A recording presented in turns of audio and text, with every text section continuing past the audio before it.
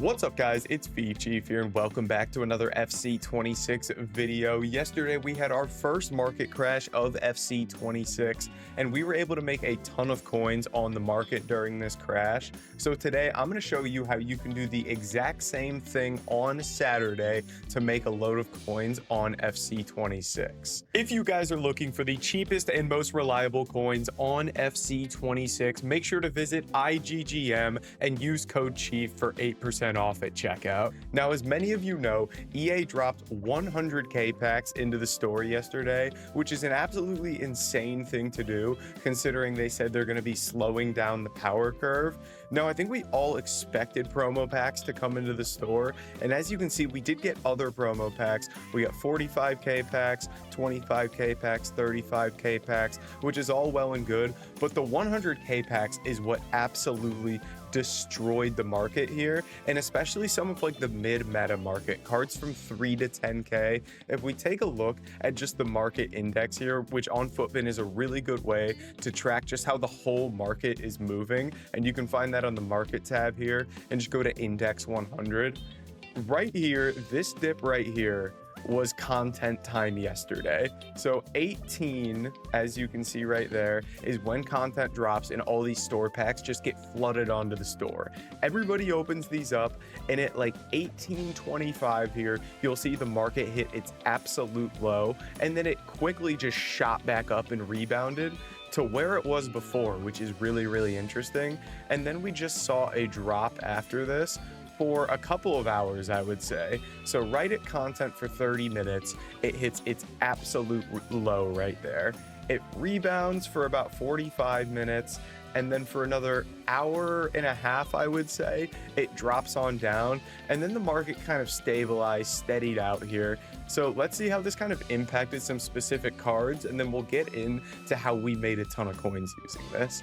So number one, looking at some of like the meta cards that are lower rated that got tons and tons of supply. So somebody like Pedro Neto here, he was up at 8,000, 9,000 coins yesterday before content. He's a very meta card. We had a Reece James SBC that got leaked and came yesterday. So this guy had a lot of hype because he gets a link with Reece James. And as you can see, right when content hit, this guy went from 9,000 coins all the way down to 4,700 coins a few hours later, and he's actually had a decent rise since then. He would have been a really good card to pick up overnight, and you'll see that we did actually hold on to our Pedro Netos that we did pick up yesterday.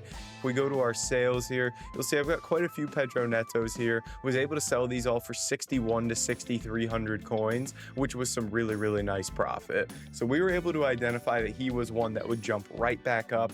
But again, because he's so low rated, he especially took a massive hit in price, because when you get those massive packs, the lower rated cards are obviously going to get packed more. In a similar boat, you're going to see Anthony Gordon here. He was up at like 6,000, 5,500 coins before content yesterday, and he swiftly dropped to 2,000 coins here, as you can see. And since then, again, has had a decent rise back up to 2,900 coins. Again, a link with Reece James, potentially why there. But again, these low-rated cards just taking an absolutely massive hit there. And he was actually a card we picked up a decent amount of too. I think we may have sold him. We did. We've sold for 2,900. This one I think had a hunter, which is why he sold for 4,300, but I was able to pick these up for pretty cheap during that market crash as well. So now let's move into kind of a different tier of cards, a little bit more expensive cards here. Somebody like Marmouche, who was up at like 88,000 coins. Now, what happened with him is he has just continued to drop, which is unbelievable here. And I think the reason for this is that when you get all this supply onto the market, especially for these high-end players, there's not exactly a ton more FIFA players out there that can afford this Marmouche card. Whereas with Anthony Gordon, when he gets a ton of supply coming in, his price is going to drop big time, but he's still a player that a lot of FC players out there are going to be buying.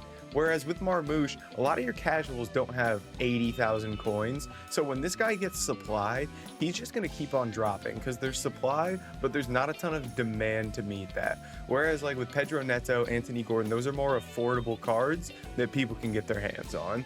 And you'll see this as well closer with Ekatike. He hasn't continued to drop because he's a little bit more affordable, but he was 35k before content, dropped down to 23,000 coins, and has just kind of held that price here. So it's crazy to see kind of the difference between the more affordable cards and kind of the more top tier players that haven't moved as much. So yeah, that's kind of how this market crash impacted us. Now, how were we able to make coins, and what players should we target moving forward? So the number one way that you're going to make coins on this game, especially early in the year, is going to be bidding when we have supply. So how exactly does that work?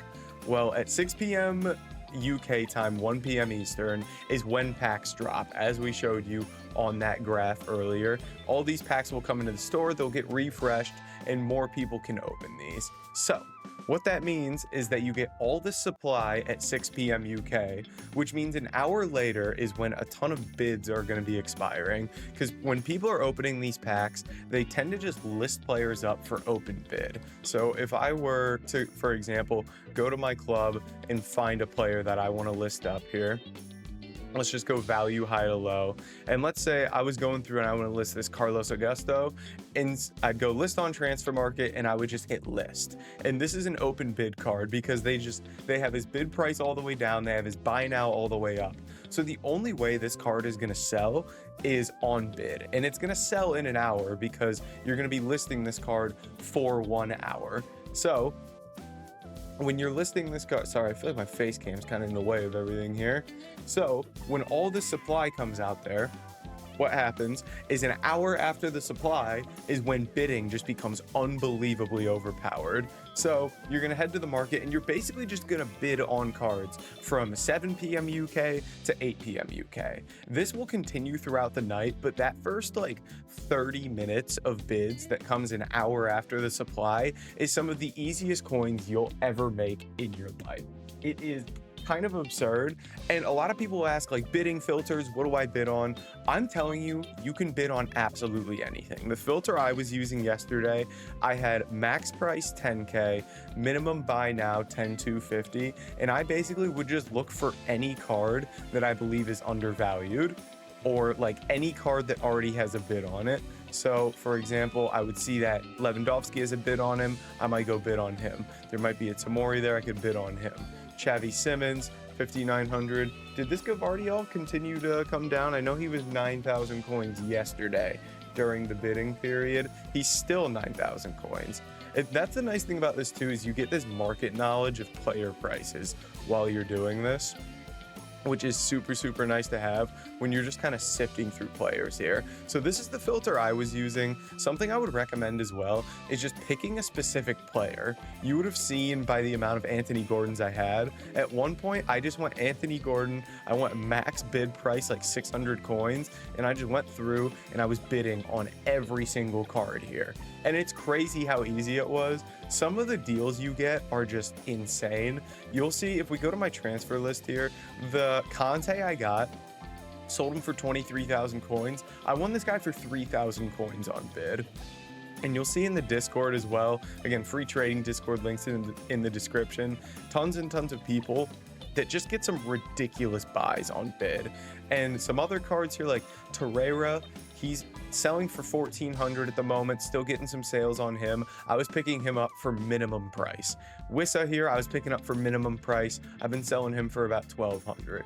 Konsa, I was picking up like 1,400. We're selling him 2,200. Some of these prices we're able to get these cards on, specifically a lot of the low rated cards as well, is insanely easy. So the same thing should happen today.